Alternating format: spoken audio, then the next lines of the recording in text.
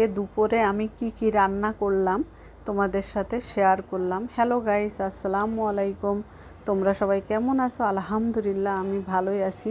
তো আজকে সকালবেলা আমি শুধু রুটিটাই দেখাইতেছিলাম, আর এত খারাপ লাগতেছিল এই জন্য আর কিছু করি নাই। রুটি করছি, ভাজি ডিম করছি, ওটা দেখাই নাই, জাস্ট একটু রুটি একটা দেখাইছিলাম। তামরিন স্কুলতে আসার সময় যে কত কিছু নিয়ে আসে ওর হাতে থাকে, তো ওই দুটো আমার জন্য এনে বলে আম্মু তোমাকে দিলাম। তো আজকে আমি বট রান্না করব। তা আমার মার মতো, আমার মা যেভাবে বট রান্না করতো ঠিক ওইভাবে আমি রান্না করে তোমাদের সাথে শেয়ার করব। এবং যদি তোমরা রান্না করো এইভাবে, একেবারে সিম্পল কিন্তু অন্যরকম একটা মজা, দোকানের চেয়ে বেশি মজা, এত মজা। আজকে আমার বট রান্না করা রাখছিল, গরুর বট। তো এই দেখো আমি শাক রান্না করলাম। শাক রান্না করে দেখছো, শাকের এক মোটা শাকের একটু মোটা হয়ে গেছিলো, ওই যে একটু হয়েছে, কিন্তু আমি রসুন বেশি খাই আর কাঁচামরিচ বেশি খাই, কোনো তেল নাই ওর ভিতরে, তাই দেখো রসুন দেখা যাচ্ছে বেশি বেশি, কারণ আমি অনেকগুলো রসুন দিছিলাম। তো এই যে আমার শাক একদম সবুজ, সবসময় আমার শাক সবুজ থাকবে, এইটাই তোমরা যারা ভিডিও দেখতেছো তারা অবশ্যই দেখতে পারো। তো ওই ডাটাগুলো, শাক তো রান্না করলাম, আর ডাটাটা আমি দুইটা শোল মাছ দিয়ে, জাস্ট দুইটা শোল মাছের ডাকা দিয়ে আমি ডাটাটা রাঁধছি, একটু ফোটা ডাটা, ওই জন্য আর বেশি মাছ দেইনি।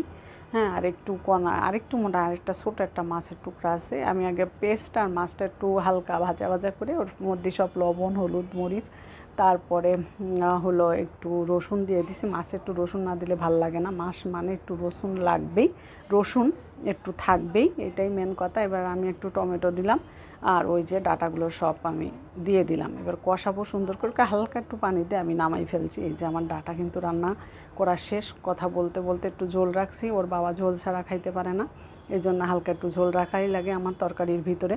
তো আজকে আমি বট রান্না করলাম প্রেশার কুকারে, কারণ প্রেশার কুকারে যদি তুমি বট না রান্না করো তাহলে কিন্তু বেশি দেরি হয়, গ্যাস খরচ হয়, অনেক গ্যাস লাগে, যার কারণে আমি রাইস কুকারে দিই না, প্রেশার কুকারে দিয়ে দিছি তাড়াতাড়ি হওয়ার জন্য। তো ওই যে আমি আদা, রসুন, তারপরে জিরা, কাঁচা জিরা ব্লেন্ডার করে নিয়েছিলাম, কাঁচা মরিচ ব্লেন্ডার করে নিয়েছিলাম, লবণ হলুদ দিয়ে দিলাম, দিয়ে ভালো করে আমি কষাইলাম, আর মশলাটা দিয়ে দিলাম পেঁয়াজের সাথে। পেঁয়াজ দিছি যখন, মশলাটা দিয়ে দিছি তেলের সাথে, তখন আমি ওইটা কষাইলাম সুন্দর করে, যাতে গন্ধ না হয়। আর তুমি যখন কষাবা না, ওইটা কিন্তু ঘ্রাণ বেরোয়, ভালো করে কষালে অবশ্যই অবশ্যই ঘ্রাণ বেরোয়। আর আমি মশলাটা সবসময় তৈরি করি, আর তৈরি করে রেখে দিই, একমাত্র মাংসর ভিতরে আমি দিই, এটা অনেক ঘ্রাণ বেরোয়। আমি আজকে তো আমার ঘরে যে ঢুকতেছে সে বলে মাংস রান্না করতেছি, এত ঘ্রাণ বার হয়েছিল, এত ঘ্রাণ, আর এত মজা লাগছে, মনে হচ্ছে মাংস থেকে আমি বটই শুধু রান্না করি। আর বটগুলো আমি আগে সেদ্ধ করে নিয়েছি, সেদ্ধ করে লবণ হলুদ দিয়ে একটু সেদ্ধ করে নিয়ে নিয়েছিলাম রাত্রেবেলা, আর এত সুন্দর করে পরিষ্কার করছি। বট যত পরিষ্কার যদি না করো, বট কিন্তু খাওয়ার উপযুক্ত হবে না।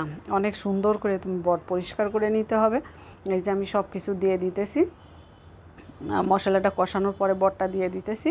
এই যে বটটা দিয়ে দিলাম একদম, আবার এই বটটা দিয়ে কিন্তু আমি অনেক ভালো করে কষাই নিব, আর সুন্দর করে ঢাকনা দিয়ে ঢেকে নিব। প্রেশার কুকারে দিছি যাতে তাড়াতাড়ি সুন্দর করে সিদ্ধটা হয়, মোটামুটি ভালো মতন আর কি, মোটামুটি কিসের আবার, হ্যাঁ ভালো মতন। তা আমি এদিকে দেখো, আমার ঘরে তো অনেকে বট খাবে না, তা আবার তাদের জন্য আলাদা রান্না করা লাগে। তা আমি চিন্তা করলাম 3টা ডিম দিয়ে আলু কুচাইয়া আজকে প্রথম আমি এটা বানাইলাম, আর অনেক মজা লাগছে। ওরা এত ভালো পছন্দ করছে, বলতে আম্মু যখন তোমাদেরকে বটটা রান্না করবো না তখন এটা বানাই দিও। তা আমি আলু দিছি, লবণ হলুদ দিছি, এর ভিতরে আর কাঁচামরিচ দিছিলাম, দিয়ে তারপরে আমি ডিমটা, ওই যে ডিমের কথা বলতেছি, এর মধ্যে আবার বট চলে আসছিলো, হ্যাঁ তারপর ডিমটা আমি সুন্দর করে ওই যে ভেজে নিলাম। তারপরে দেখবা আমি এত সুন্দর করে ওই যে ভেজে ভেজে এমন করে নিয়ে যেতেছি, 3বার হয়েছে আমার, ভালোই অনেকগুলো করছি। আলুটা দেওয়াতে বেশি বাড়ছে যাতে 2 বেলা খাইতে পারে, নইলে সন্ধ্যাবেলা আবার আমি কি করব, কারণ আমাদের তো একবেলা রান্না করলে হয় না, 2 বেলা লাগে। এই কারণে যে সন্ধ্যাবেলা চিন্তাই করা লাগে, আমরা মহিলা মানুষ, মহিলাদের অবশ্যই 3 বেলা চিন্তা করা লাগে। সকালবেলা উঠে সে সকালে কি খাবে এরা, আবার দুপুর হলে চিন্তা করা লাগে কি রান্না করব, আবার সন্ধ্যা হলে চিন্তা করা লাগে কি নাস্তা খাওয়াবো। তো এই জন্য সব মাথায় রেখে আমাদেরকে কাজ করা লাগে, যার কারণে আমি এই যে সন্ধ্যা যাতে রাত্রি হয় এইভাবে আমি ডিমটা সুন্দর করে করছি, এই যে দেখো। আর লাস্টে কিন্তু আমি আবার পেঁয়াজ দিয়া, তারপর আমি একটু বরবটি কুচি করে দিছিলাম। এই যে লাস্টে আমি দিতেছি 2-3টা কাঁচামরিচ, দেওয়ার পরে এই যে আমার ডিম রান্নাটা দেখো কি সুন্দর, অনেকগুলো হয়েছে ডিম রান্না, অনেকগুলো হয়েছে, আর রান্নাও সেরকম লোভনীয় হয়েছে। তোমরা যদি কেউ করতে পারো এরকম করে দেখতে পারো কেমন মজা লাগে। লাস্টে আমি জিরা দিছি আর একটু কালো গোলমরিচের গুঁড়াও দিছি, ওটা ঘ্রাণ আসে, এটা আমাদের ঘরে সবাই খুব পছন্দ করে। এই দেখো আমার ডিম ভোনাটা, আর অনেক সুন্দর হয়েছিল ডিম ভোনাটা। এটা এই যে আমার ডিম ভোনা যেমন লোভনীয় হয়েছে তেমন মজা হয়েছে। তা আমার এদিক বটও কিন্তু হয়ে গেছে। আমি কালো গোলমরিচ দিছি, টালা জিরা দিছি, দেওয়ার পরে এই যে আমি একটু ভাজা ভাজা করতেছি। এই যে আমার হয়ে গেছে বটটা দেখো কত সুন্দর হয়েছে। আর আজকের বটটা অন্যরকম হয়েছিল। এই যে ডাঁটার তরকারি আজকে দুপুরে ঝাঁঝা রান্না করছি, ওই যে শাক, ডাঁটার তরকারি, বট রান্না করছি আর ডিম রান্না করছিলাম।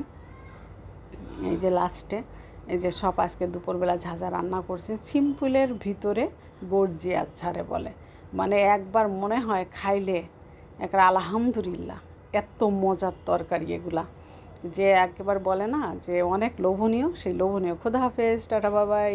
সবাই একটু লাইক কমেন্ট করো।